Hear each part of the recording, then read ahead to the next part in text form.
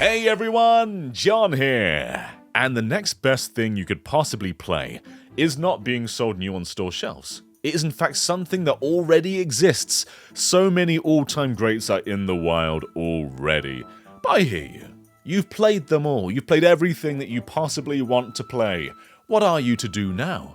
You are to broaden your horizons, go beyond the borders, go to Japan, and figure out how many all-time classics we missed that they received. There are so many reasons to import Japanese games. It could be for different box arts, because sometimes their box art is just cooler than ours. Or it could be different features, like Four Swords Adventures has Tetra Trackers, a wholly different mode based on Wind Waker, where you have Green Link, Red Link, Purple Link, Blue Link in 3D Wind Waker form, and Tetra's talking to you on the TV. It's bizarre, but it's fantastic. Or it could just be to play games that we never received, like NES Fire Emblem or Famicom Fire Emblem, the very first one, or the spiritual successor to Fire Emblem, the first spiritual video game successor tiering saga. There are so many reasons to play Japanese games, and so Nintendo have published and developed many games that have stayed exclusively in Japan, and today we're going to talk about just 10 of them. There are so many out there, we could do more of these in the future, but here are the 10 that I want to talk about. But first, a word from our sponsor, Zenmarket. Here in Europe, the only Xenosaga we received was Episode 2, which is bizarre, and so I went online and I imported Episode 1 for not too fair of a price. And then I looked online, I was looking for Episode 3, and that was just way, way too expensive. And I decided, I just want a Japanese box on my shelf. I want to get it cheap. And I went onto Zenmarket, and not only did I find Episode 3, but there was a bundle with also Japanese Episode 1 and Episode 2, and we are talking for peanuts. I got this is all I wanted, and I got all of these for a very, very low price. Zenmarket is a proxy shopping service that allows you to explore over 10,000 Japanese stores all in one. And it doesn't matter whether you know Japanese or not, because it comes in 19 languages. You can explore it entirely in English if you want to, and find rare or cheaper goods than what's possible to find in the West. You simply find and buy the product you want, it's then shipped to Zenmarket, and they hold it for up to 60 days before being shipped to your address internationally. And you can receive 1,000 Zenpoints as a sign-up bonus when using the code GVG.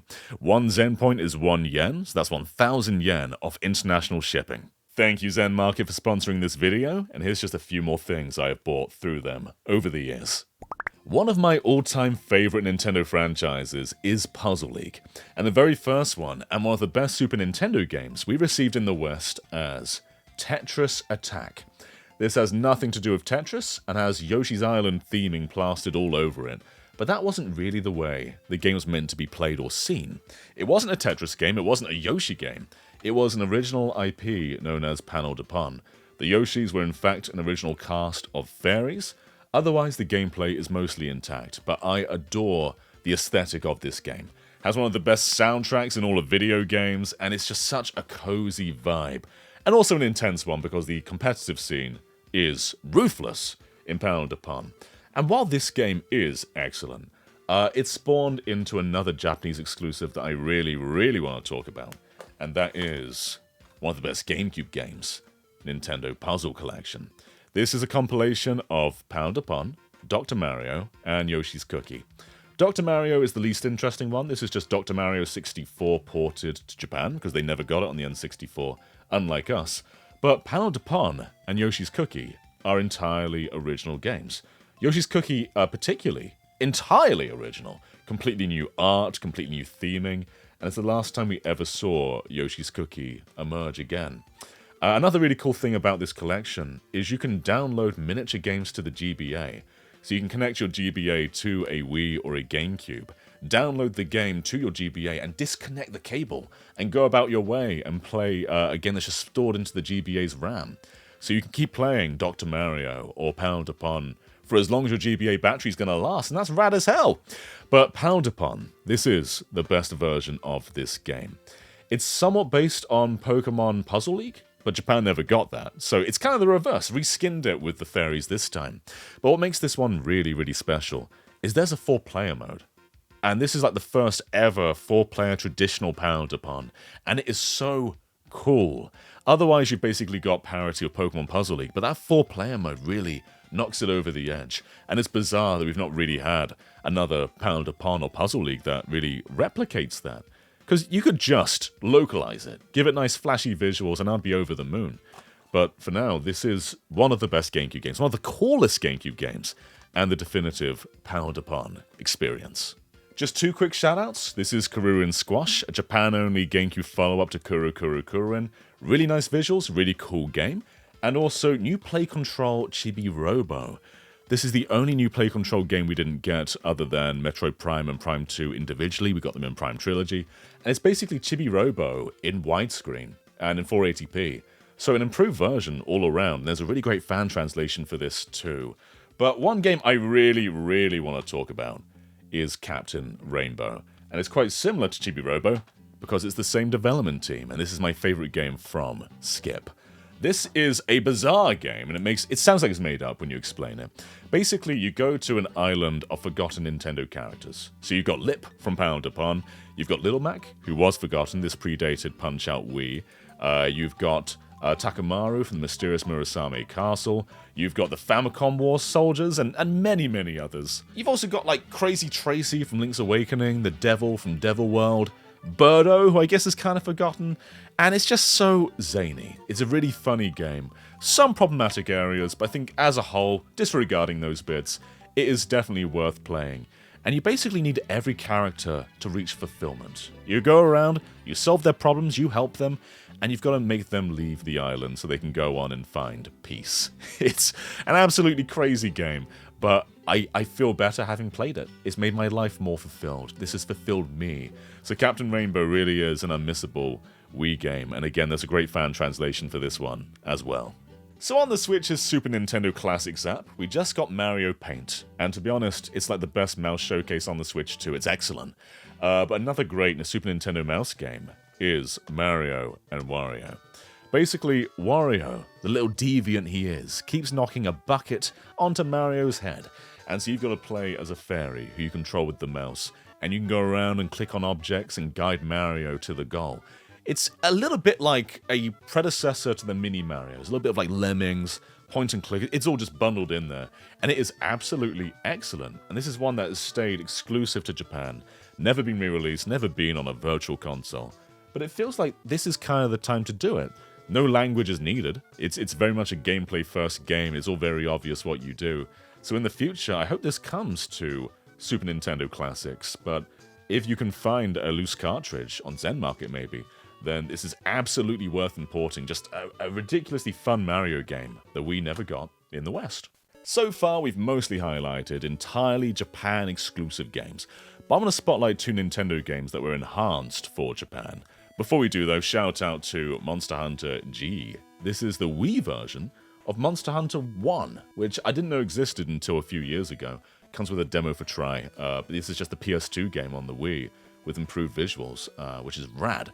But anyway, let's talk about this little guy here. This is Donkey Kong Land 3.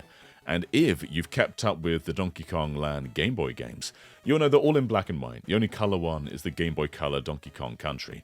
And this is a middle ground. They've taken Donkey Kong Land 3, the last game in the series, and gave it an entire color makeover on Game Boy Color, only in Japan. And it's rad as hell. A big problem with the DK Land games is a lot of them are quite hard to perceive because the colors just sort of mix into the background. It's a bit too high detail. And this fixes all of that. You can perceive everything. It's really great looking for the Game Boy Color. And you can disregard Kiddy Kong and play as Dixie the entire time, which is the main selling point of DK Land 3. But yeah, this is just a remarkable oddity in Nintendo's history. But it's not the only time. So Nintendo actually never received Balloon Kid in Japan. Not traditionally, anyway. Their first version of Balloon Kid was Hello Kitty World. And it's a Bizarro game. Because, okay, you reskin Balloon Kid with Hello Kitty, sure, why not? But you'd think you'd do it on the Game Boy, but instead they did it on the Famicom. And it becomes a really interesting version because screen crunch is eliminated because of that. And you just end up with Balloon Kid, but somewhat easier, but just super, super charming and in full color. But that's not the end to the color exploration, because in Japan, they did these Nintendo Power cartridges.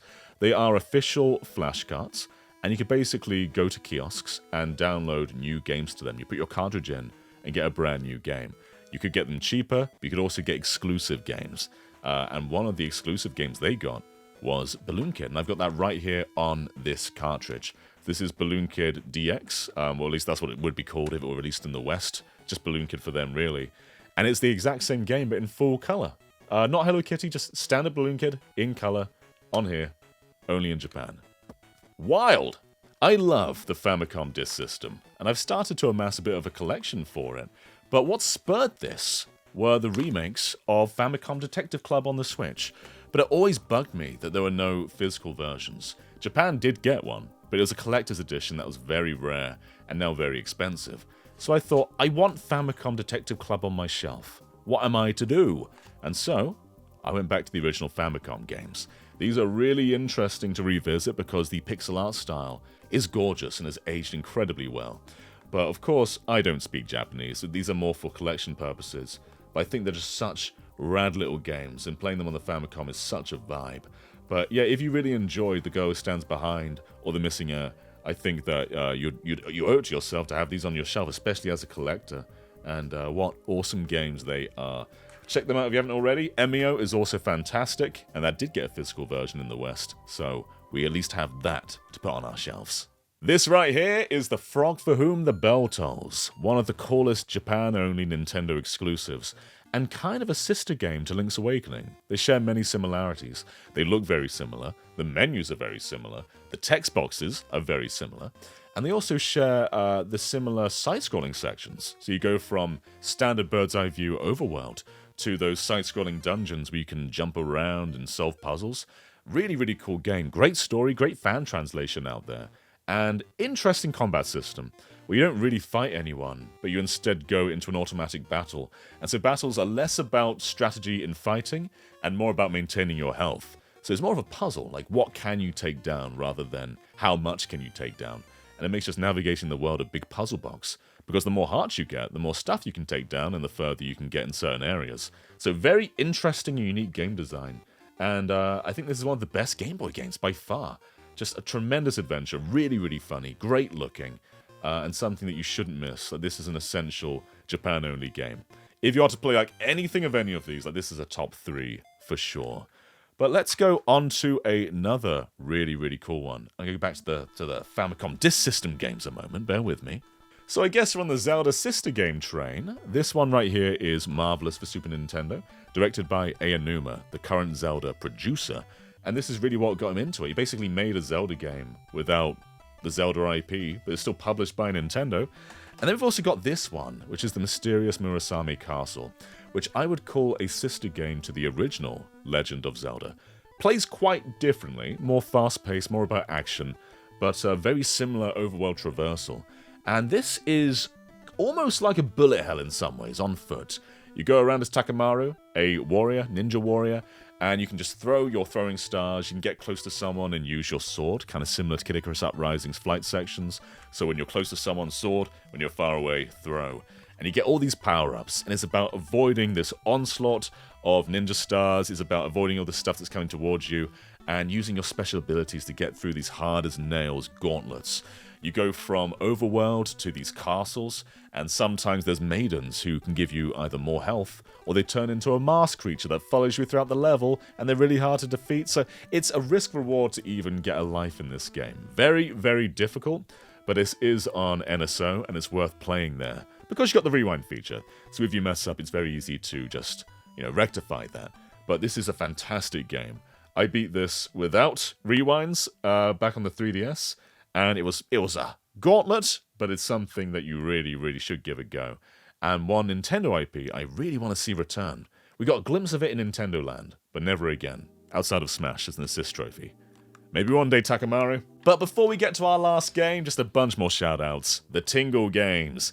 We got Rosie Rupee Land here in Europe, but we didn't get this one, and it is really crazy and bizarre.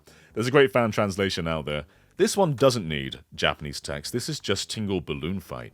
And it's rad because it spans both of the DS's screens, going from one to the next. My favorite version of Balloon Fight by far. And then we have this here, the Dragon Quest Trilogy.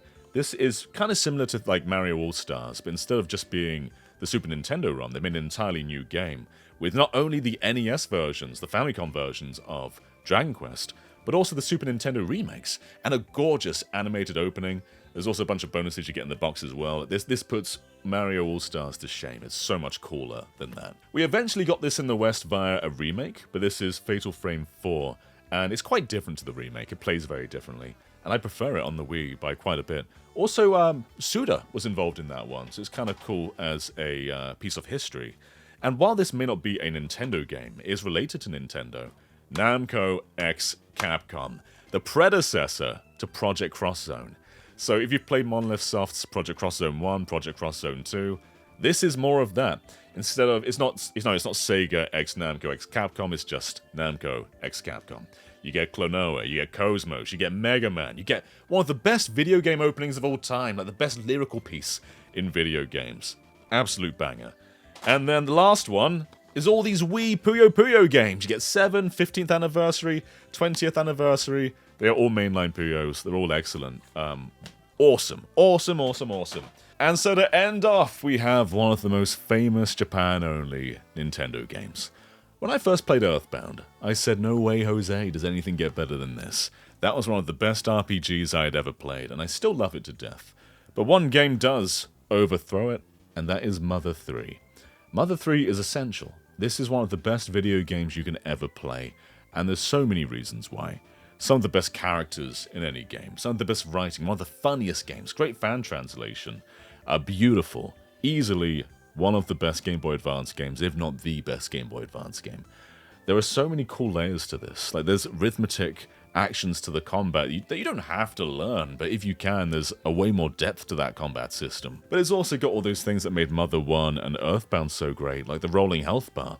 If you can heal yourself or defeat an enemy before your health reaches 0 from a mega attack, you can still recover. And I love that. That's such a cool layer that I can't recall from many other RPGs. But the story and the environments and the setting and the vibe are off the charts. This just simply is one of the greatest games of all time, and one of the most emotional games of all time. So absolutely try this if you haven't already. It probably won't get re-released, so just dive in now. Don't wait. And if you play it and all of a sudden a remake comes out, just let it be known that you did that. You finally taking that dive is what made that remake happen. So thank you to you if that ever does happen. There's also a GBA Japan exclusive Mother 1 and Mother 2 compilation, and that's quite interesting. A few things redone, the music's a bit different. Probably not the most ideal way to play those games, but there are some differences to Mother 1 in particular that does make it interesting. But anyway, thank you so much for making it to the end of this video. This has been really fun. I have a lot more Japanese games I'd like to talk about in the future maybe, but here's just a small peek at 10 plus a bunch of shoutouts that I wanted to discuss today. I know Daniel wants to talk about a bunch of Japan-only Fire Emblem games, maybe as time will come in the future. Didn't talk about Famicom Wars and so many others. There's a Switch Nintendo-published game called Bond I'm so curious by. One day, maybe, but not today. Thank you for watching this video, and thank you to Zenmarket for sponsoring. We will catch you next time. Bye-bye, everyone.